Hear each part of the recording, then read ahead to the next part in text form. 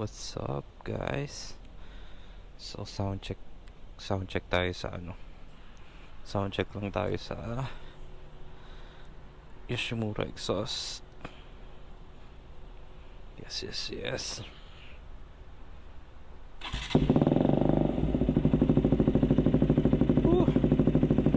Medyo malakas siya ng konti, pero hindi siya ganun kabulahaw. Mabase siya ng konti.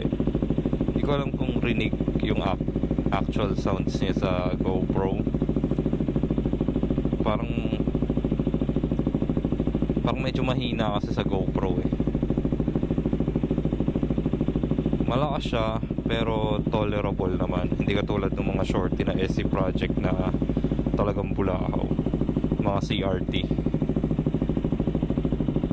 Pero try din natin yon pag may next time.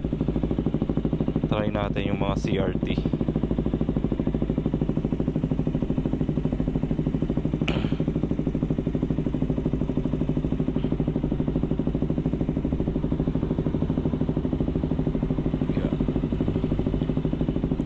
Isang bomba lang. Sa parking lot kasi tayo ng ng Medical City. Isang bomba lang na malupit.